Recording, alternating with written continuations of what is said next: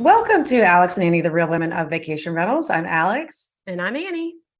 And we are joined today with Ryan Dame, who is the partner in Casago and more recently, my partner in crime, driving around and going meeting and conferences. But welcome, Ryan. We're excited to have you on the show today.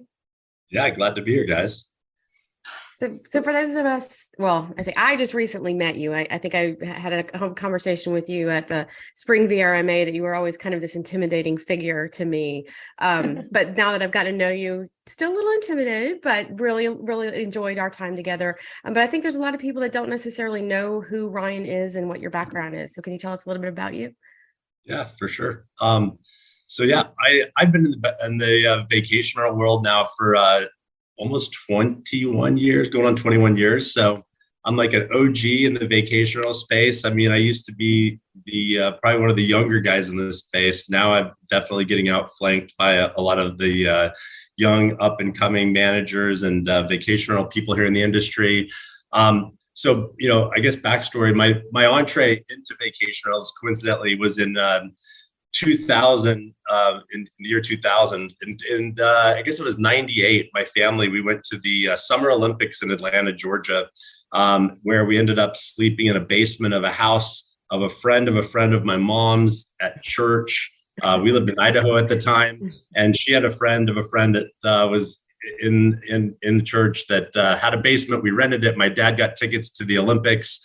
And we ended up sleeping in this basement. I was a freshman in college at the time, I guess sophomore in college at the time. And I remember thinking, man, this is just wild sleeping in these people's basement. And we paid them some amount of money and they cooked us breakfast. It was like a pseudo bed and breakfast. It was a really good experience. It was my mom, my dad, and my four brothers.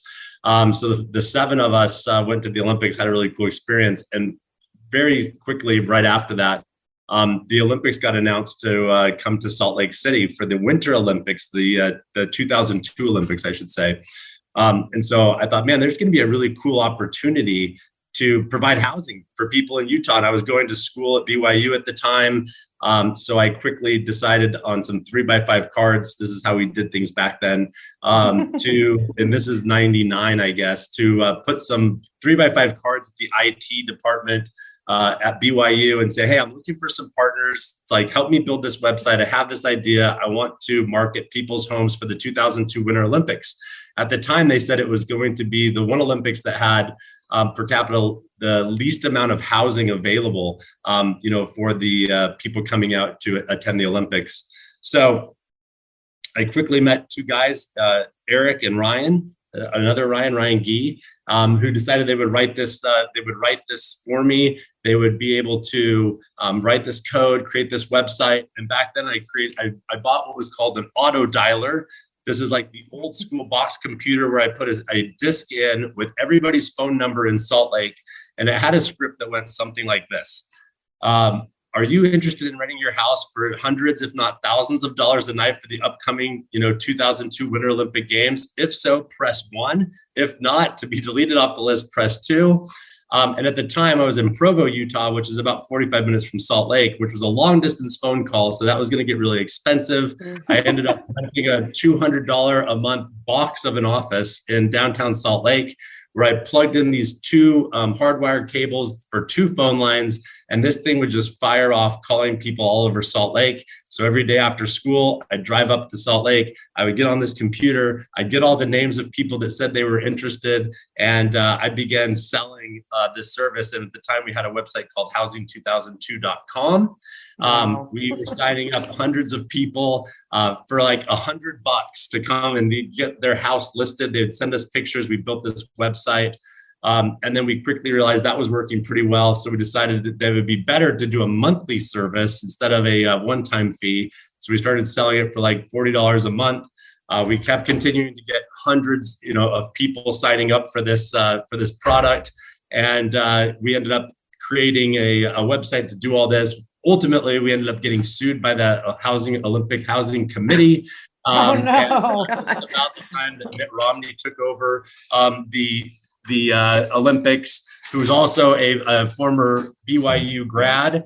And, we had to come to some terms on how to make all this work. Coldwell Banker became the official housing provider of the Olympics. They said, you can't use these rings. You can't use the word 2002. We ended up getting all sorts of exposure for it, which was pretty fun. And ultimately didn't end up getting sued, which was great. But that was actually my first entree into how to rent houses for people at a time where there was a shortage of housing. And then, years later, ended up getting into the vacation rental world and started a vacation rental company in Scottsdale, Arizona.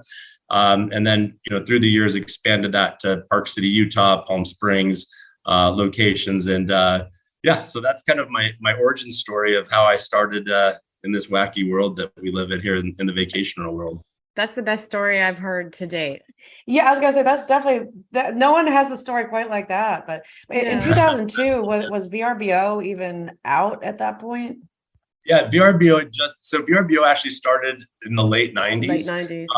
It was super early. Yeah, to put in perspective, my first house in Scottsdale where I started doing vacation rentals, and of course, it's like the typical origin story of renting my own place.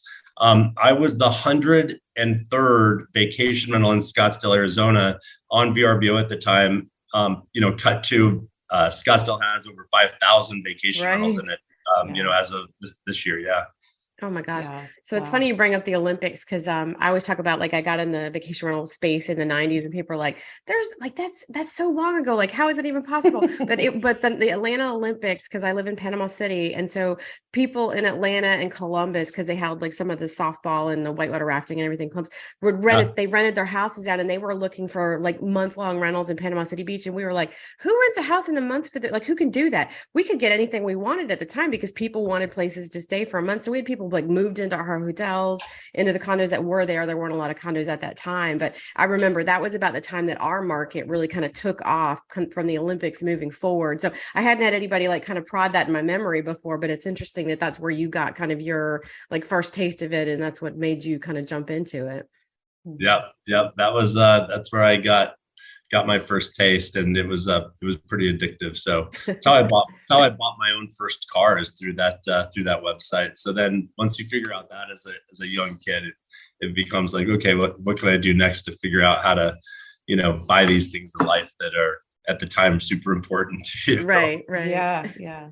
That's always one of our favorite questions to ask people is, what was your first job? And that probably wasn't your first job, but that's one of your first jobs within the industry that you didn't even know you were in an industry at that point. But that's my story. No, that was wild. Yeah. So what happened at that point? You were growing the company out in Scottsdale, and then I think you expanded to Park City and some other areas. How did that come about?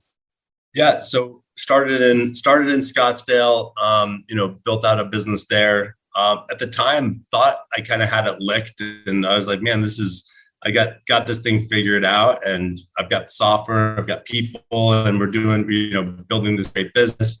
And then soon after that, had an opportunity with a friend of mine actually that was, interested in being in the vacation rental world. Said, hey, would you want to do this with me in Park City? And I said, hey, this is kind of a localized business. I don't know if it would really work, unless you wanted to like be the boots on the ground in the face.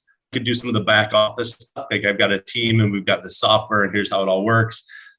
We quickly, decided that model would work well. So we opened up an office in Park City. We started just buying a small book of contract from a local realtor that had 5 contracts, I believe. So we bought the 5 contracts. That was kind of our initial inventory in the space. And then, we grew that out to, about 35, 40 properties there in Park City. And that worked pretty well. And having a partner there actually worked extremely well, because he was the one, meeting with homeowners and being that local person in the community. He was born and raised in Utah. It worked really well. And then decided to buy a company in Palm Springs with 110 units in Palm Springs. And that's when things got really fun. So, quickly my life became like leaving on Monday morning from Scottsdale, driving to Palm Springs for 4 hours, getting into that office around 9, working, Monday, Tuesday, and Wednesday. And then I'd typically fly back up to Park City from Palm Springs, work up there for a couple of days, do a day in the office, if I could in Scottsdale, then I'd fly back to Salt Lake, kind of do this whole rotation. And that really became life, unfortunately, for over a year, and quickly realizing that scaling businesses is not as easy as just buying them and hoping that they're just going to be business as usual.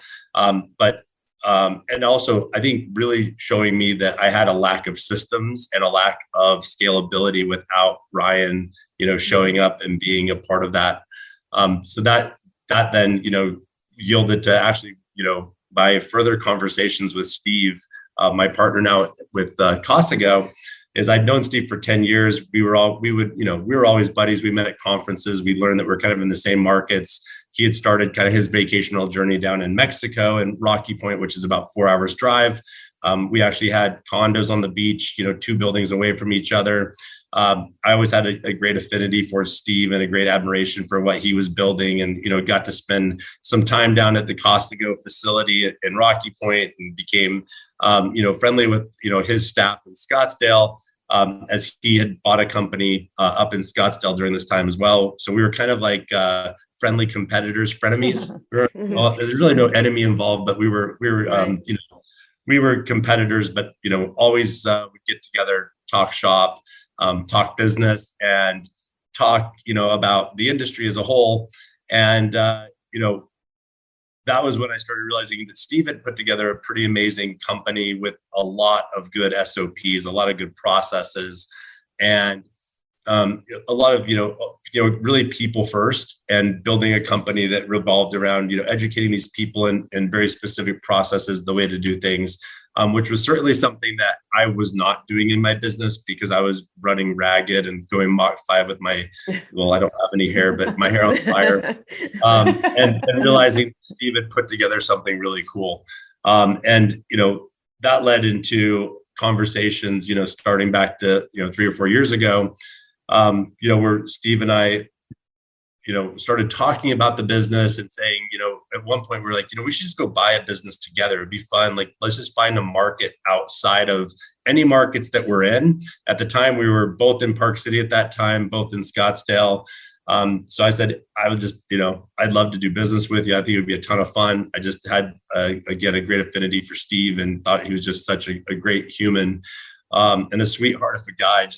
Every time I met with him, I was always inspired. And so we ended up right at COVID, actually, deciding that we were going to buy a business out in West Virginia, about as far away from home as you could get. Yeah. And that became a really fun process. As we did that, we really, went from having a lot of friendly conversations and thought ideas and sharing, to being in business together and being business partners. And at that point, we were really lifting up the hood of both of our businesses and saying, here's how we did things, here's how I do things, understanding cost structures, understanding general ledgers, understanding staffing, and really kind of taking and pulling, best practices together. And putting, we ended up buying not just one company in that town, we ended up buying 2 companies and merging those together. And that quickly became a huge success, for us. And with that, I think it quickly became apparent, 1 + 1 = 3. And, that our ability to work together and to systematize things, and then buying this business, all the way across the country, about as far away from home as you could get. Which, compared to what I was doing, which is going to every office every week, that this could work and it could scale, and that the systems that were in place with Casago were amazing. And truthfully, I learned a huge lesson, through that process of understanding that there is a lot of merit and a lot of value to taking something like that and scaling it, and being able to do it repetitiously.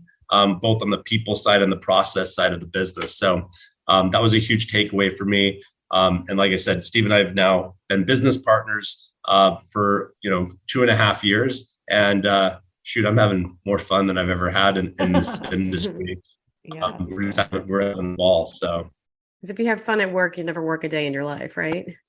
True. Yeah. That's 100% true. Yeah. And it makes it even better when your business partner is we were friends first. And, spending time with Steve is like spending time with my brothers. It flows so naturally. And we talk business a lot, but we're both passionate about that. But we've also managed to have a lot of fun along the way, doing a lot of fun things and traveling together. And that's been a big piece of our partnership as well. I love that. So those businesses that you bought, were they automatically Casago, or how did you decide if it was going to be your company's name or Casago? Yeah. So, and I should regret. So by that time that we actually closed on these businesses, we'd actually rolled up the business. Okay. Yeah. So they were, unequivocally Casago, put all of the, those processes in place. And we branded the offices as Casago. Yeah. Gotcha. We'll be back in just a minute after word from our premier brand sponsor, Casago. I've done every position in this company. I mean, started from the ground up. I was done right. I just did everything. So I've done it all. Not to say that I don't still enjoy vacuuming. I love that. You get burned out a little bit and you lose your, like, I don't know if I can do this anymore. That's Kelly Hill, Casago's franchisee from McCall, Idaho. Her company, Done Right Management, had been a leader in the market for many years, but as larger national companies started to gain ground, Kelly felt like she was losing control of the business. I was my way out the door before Casago came. I really was. I think I was considering selling the company because I was at that point where I was getting like, maybe this isn't for me. Ryan and Steve approached me, and it was like they sang a song to me because I was like, this is what I need. I need direction. I'm looking at the bigger companies, and I'll say, Vicasa's out there, and I admire them for a lot that they do. They have a lot of bandwidth here. They have, bulk. And so they can do things a lot cheaper, and their systems are great. And I looked at Casago as the opportunity that we needed to get there, to have some of those advantages. We asked Kelly about the transition to becoming part of Casago and her thoughts on the benefits of becoming part of their franchise model. We had just switched to a different PMS system that same year. So it was a real challenging year, but it was so worth it because Streamline is just, it's the best of breed. And I love touting that. When I meet with owners, I'm like, we use Streamline software. It's the best in the industry. That's the one main thing, is that the training and the support that they've given us. They are just there. Anything we need. Kelly's story is one that resonates with many of our franchisees. Switching software is a big decision. Casago's full-time support staff are here to help make this process significantly easier and more efficient than a regular software switch. Ryan and Steve, they just really said, you can still do this. We're here for you. And if we have all these things in place, your company can run smoothly, and it does. And I think that, I can take off for a week, and I know I'm going to come back and everything is running as good, if not better, than when I was here. So it's great. Visit Casago.com/franchise to hear more stories from franchisees like Kelly and inquire about territory opportunities and available markets. Now, Annie, you have to ask your obligatory question that everybody asks about the pronunciation. I can't ask it because clearly that wouldn't make sense. I think we have Steve on actual video. I asked him Casago or Casago, and he said yes. Yeah. So what is your answer? Ryan? All I can say is, I will say, I feel like Casago, a lot of people in the States say Casago, and then, or Casago, I should say. So I think we look at it as two words in the US, so it's Casago. And then I will say our Mexico offices, it's Casago. And I think that I think it really kind of depends on the market you're in, in our own internal teams even. But as Steve says, it doesn't really matter as long as people are saying our name. No, and that was what he said to me. I was like, that's a very valid point, but I just love his answer. He just will never answer me, and he'll just go, yes. So. Yeah. It'll be on his gravestone. Right? Oh, that's what, he did say he would give the secret away on the gravestone. So yeah. I always say it's not a word in the dictionary, so there's really no correct pronunciation. Yeah. Perfect. Yeah. that was interesting to me when I went to Costco University, hearing that the team in Mexico, that they do call it Casago. I thought it would be the opposite, that they would call it Casa, since Casa is a Spanish word. But yeah, it's up to interpretation. But however anybody wants to say it, we're happy with it. You're never wrong, as long as you're saying it. Now, Ryan, I love also, I mean, the depth of your experience within this industry. And I know just in conversations, many conversations we've had with, new operators, existing operators over the last few months, and, the desire to be multi-market is a real thing. And I think, obviously a lot of companies see a lot of value in that, being able to offset if there's a hurricane or if there's a disaster in one area, that you still have a company in another. But it's not something that's easily done. And the worry that, we have in the industry is that with Airbnb and a lot of the newer people that are coming into this, that are thinking that they can just have the systems and the processes and they don't need to have any boots on the ground, that's really going to be, I think, could lead to a deterrent for the industry, because I don't think from a service standpoint that technology can completely do everything for them. But I appreciate you telling your stories on that, because I think you have really lived through the trenches of it and seen, how much it really takes to excel in a multi-market situation. Yeah, 100%. I think, listen, are there homeowners that successfully manage, a rental, 3-4 hours from home successfully? I think the answer is yes.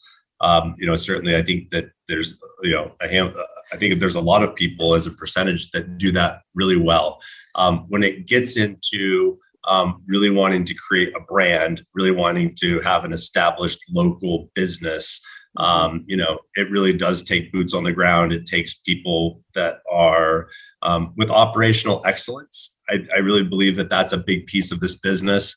With us, we have our Orange Creed. These are things that, values and principles that we live by as a company.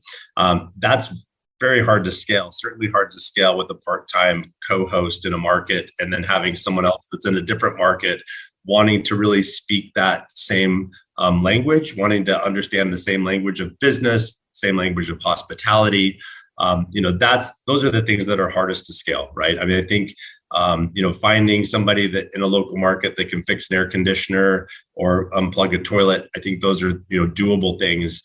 Really creating a brand experience and being able to instill the principles and values of a mission-driven company at scale is a whole different story. And I think, while there are, I think there are some people that have this idea that works. I can also tell you on the financial side, I think that it's, been proven time and time again that, in our business, there are scalable back office, type activities that happen. And when you get to scale and when you have, mass and you get those in consolidated geographic areas, there's definitely profit to be reaped, in my opinion, from having some consolidation of geographic territories.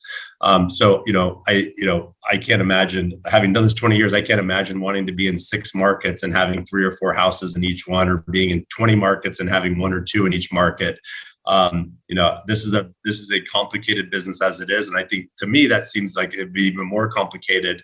And then certainly, as you look at people that are wanting to exit this business, I think that those types of businesses are going to be less desirable on an acquisition standpoint. I think, typically you're going to do better off, going deep and not wide in this business, and having, a real brand and a real brand presence, and having scale. Also, as you grow in this business, I think that, the hardest things is we, talk with franchisees and people that are coming into our program.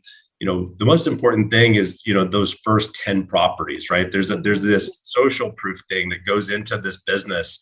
And it's almost like a scale. It's like a tipping scale. Like, you get those first 10 or 12 in your market, have, social proof, you have testimonials. When you're sending out mailers and marketing, that homeowner is going to your website. They're looking, how many properties does this, company manage?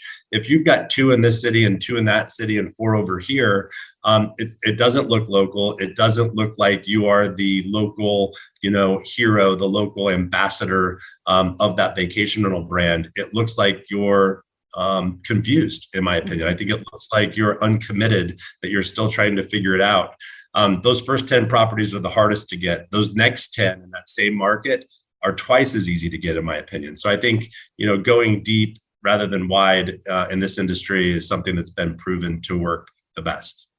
Yeah, absolutely. And so your role with Casago is you do a lot of the going out to getting the new franchises, right? I do, yep. Yeah. So what does that look like? I'm really intrigued by how, like, what does an ideal partner look like for you guys? Is it somebody that's new? I know I've seen some other franchise models where like they typically will bring in people that are just like, they maybe think they want to get into it and they buy into it and they give them all the, all the education and tools to do it. But are you guys looking for people that are maybe at that 10 point and they want to scale up and they need assistance? Yeah, that's a great question. I'll preface it all with saying, we're really focused on, at Casago being partner first. It's finding the right partner is more important than truthfully how much inventory they may have or what market they may want to be in. It's finding, making sure we have the right partner first and foremost. I think secondly, to answer your question, there's markets where we're definitely, putting greenfield, like I call them greenfield operators, people with no inventory.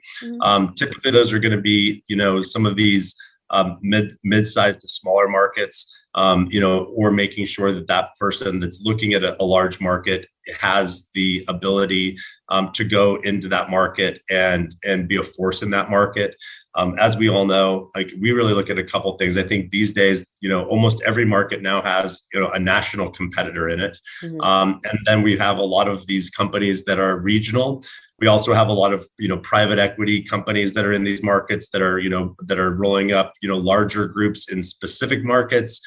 We've got great legacy brands in this industry that are, third and fourth generation, vacation rental companies. So we really look at the market as a whole, understand, what that competitive landscape looks like, and then, try to identify the right partner for those markets. I would say that probably over half of the markets we've signed up thus far are existing operators. Okay. And then, the other half are new to the vacation rental world, but I would say a lot of them have real estate experience, mortgage company experience, long-term rental management companies that they've started and sold. I think some of them, most of them will have some kind of a vein into that real estate or, a former business acumen or company that they've owned would be pretty typical profile. Our existing operators, I would say, are operators, that are, starting off at that, $1 million to $1.5 million of gross rent, all the way up to, we have partners that are, doing up into the $10 million of rent, which I think is a real testimony to what we're doing here at Casago, because while to your point, a lot of organizations that are doing franchising are getting these people that are the Airbnb-preneurs that want to get into the business, and they're teaching the ropes, and have their financial model. Our financial model has proven to bring value to operators of all sizes. We have people that are second generation vacation rental managers who are bringing in, their, organizations into the Casago community and finding, great economies of scale. They're finding that their operating costs are going down, their operational profit is going up. And I think that's, for us is like, if this can work for an existing operator that has already scaled a lot of that inventory piece, which is the jet fuel that runs this business, it's definitely going to work for these, people that are coming into this industry and starting, maybe with just a handful full of properties, and that model and that business model and the financial model scales really well. Yeah. And I think the interesting thing and why people sometimes when we first say vacation rental franchise, they kind of look at you like, what exactly does that mean? This is not a franchise where it's like Chick-fil-A that you're going to have to make the sandwich exactly the same, no matter if you're in Myrtle Beach or Panama City Beach. Vacation rentals are a very nuanced industry, depending on the market that you're in and a lot of different variables there. And I think what's unique about Casago's model is that we don't tell you how to run your business. We provide you with the tools and the economies of scale that allow those local operators to have access to those, but they still run their business the way that it makes sense for their market. So it's not a one and done, one size fits all solution. And I think that's probably why franchise hasn't really caught on to this industry yet because nobody's really known how to do that. But it's cool. I love meeting the different people that we're talking to, and like Ryan said, they're across the board, I mean, from new to existing, and it's really interesting hearing where people's pain points are and differences and similarities, really. So I feel like it's an opportunity to interview you both about Casago at this point. How many franchises do you have? So we've got, Alex would probably know this as well. I think it's 42. We've actually just recently had a couple more signed. Yeah. So it might be 43, 44. So yeah. And what's your growth plan? Is it like, 5 a year, 10 a year, as many as you can get in a year? Yeah, no. So we did last year. It was an awesome year. We had 20 new partners sign up into the program. We're on track to and have a goal of doing over 30 this year. So that's kind of where we're headed. We have eyes on 100 markets by the end of 2024. Goodness, that's a lot of work, Alex. You're going to be busy. Right. Yeah, exactly. Yeah. So Ryan, I mean, you obviously have your eye on technology within the space too. And I think you've done some really cool business ventures in your past outside of this industry, but you've also kind of parlayed your experience into the digital lock, keyless lock industry as well. Can you tell us a little bit about that business venture? Yeah, for sure. So we have, the truth is the impetus for a lot of the tech and things that we invest heavily into really come to, how do we benefit our partners, inside of the Casago ecosystem. With that, we do have an involvement. We've acquired a company called Good Neighbor Tech. So Good Neighbor Tech is a smart home automation company that integrates, through our PMS, which is Streamline, and provides lock data, or lock, smart home lock information system through the software to the front door, giving people a digital entry code. And then we've kind of expanded on that with adding a partnership with NoiseAware. And so creating this dashboard where we can, run and manage homes, in a unified platform through NoiseAware, as well as the locks. We also have some cool digital cameras coming into play, water sensors, and some other fun stuff.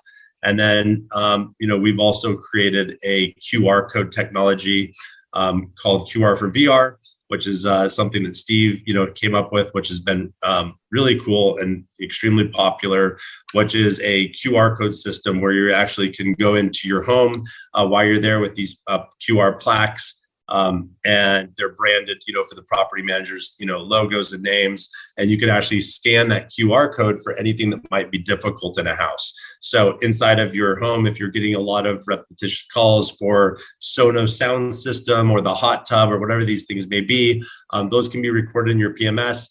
Then your team can actually deploy these QR codes inside the home where you're able to scan these and get an instructional video of how to operate that specific system, and also giving guests the ability to give feedback, thumbs up, thumbs down with comments. And then it also gives the manager some transparency on how many times people are actually looking at these videos, finding them useful, and then it just kind of gives a full communication loop from back of house reservations and customer service people saying, hey, this is a continuous problem, to having your field people kind of fix that problem, and then creating, a digital feedback loop from guests, whether or not that's being helpful. The whole idea and the impetus is obviously to reduce the number of calls and increase the guest satisfaction, making sure that when people get into a house, they have information readily available quickly. If it's after hours, they don't have to wait for a phone call back, that they can get immediate, feedback loop on things that might be confusing or frustrating to their guest experience. I can't remember the number of times I've stayed in a place. I love that, because I've been there and I can't call somebody and ask, this is such a dumb question. So I just didn't use whatever it was that, we stayed in a place in Orlando one time and we couldn't figure out how to use the hot tub, like to turn it on to get it hot. So we were just like, forget it. We just won't use it. But, we paid for it. So I should have wanted to ask, but I didn't want to be an idiot. So I don't know. I love that you have that technology. So, so with Good Neighbor Tech, so the door lock. So does that come like as a franchisee of Casago? Is that part of the technology that comes with it, or is this something separate? Yeah, so it's part of our technology stack inside of Casago. To Alex's point, one of the things that I love about our model is we're while we have things that we provide to our partners that are very extremely cost effective and help build a really big operational cost moat around their business. We're also very agnostic in the way that we have partners who prefer to use a different lock technology or want to use a different digital guidebook. So they have the ability to do that. They have the ability to run that business the way that they've been running it. If they have preferred vendors or relationships, we're certainly not telling them or dictating to the partner what they have to use. But we do offer this technology stack and things like Good Neighbor Tech, to our partners, at a rate that is best in market and definitely can it can compete, not just compete. It's the cheapest solution that they would be able to find on the open market for these types of products and give them lower operating cost. Yeah. So Alex, I think to the point that you made earlier, it's not a Chick-fil-A scenario where everything has to be cookie cutter and the same. The way you're operating is the way you want to operate, but you're just giving them some ability to scale and be more efficient with some of the technology, and then they can pick and choose based off the shelf to what they want. I think that's a huge selling point for people. Yeah. Because like I said, every market is different. I mean, Guest Ranger, that's another product that we offer to our franchisees. And, that's ID screening for guests and to prevent chargebacks. But I was talking to an operator yesterday and he said, we had 3 chargebacks in all of last year. So in some markets, it just doesn't happen quite as often as others, but, and just the issues that they have with security. And then in other markets, it's a massive problem. So it's been really interesting for me to see across the country how different each market really operates. I'm so used to my Myrtle Beach bubble here, but there's a big world out there. Gotten to see quite a bit of it this year. But Ryan, I want to ask you, I mean, just looking at the industry as a whole, I mean, what do you think is one thing that the industry is not talking about that we should be talking about more? Man, that's a good one. That we should be talking about more. If I had to say, and I've said this, publicly a couple times, I think the industry, one of the things that our industry is probably behind the 8 ball on, and I think I'm certainly a part of this problem. When I started my business, is the finance side of our business, the understanding the financial metrics of these businesses. To the point earlier, about how you build a business, the business plan. But just being very, I would say that our industry as a whole is not as financially literate as, a lot of other sophisticated businesses. The truth is, we started off as this was a cottage industry business that now has become a Wall Street darling. And I think it would be shocking to people to understand how unfinancially literate a lot of our operators in this space are. So, my thing, my drum that I beat a lot is, making sure, I say this all the time, accounting is the language of business. You have to understand accounting and bookkeeping to really understand the business that you're running. So I think having, the one thing that we need to be talking more about is financial controls, more consistency on our general ledgers, and being able to understand how to interpret those levers that we pull as operators in a way that we can make good business decisions. I think we are very reactionary. I think there was a VRMA meeting. I think this was in Chicago last year, where I don't remember who it was. I think it may have been Sharon Walker asked, by raise of hands, who actually was operating off of a budget, and it was frightening. How few managers said, "Yeah, I'm operating off of a budget." Like I make decisions in this business based on where I've been and where I'm going, and I stay within these guardrails financially. I think that that's something we're not talking enough about.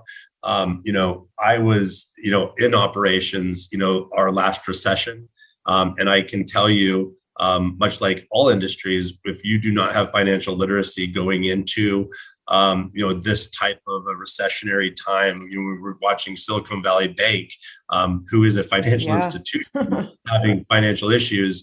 I would caution, everyone in this industry to make sure that they understand their finances, they understand their trust accounts, that they operate in trust, even if they are not in a trust accounting state. It's just a good way to do business and keep you out of trouble.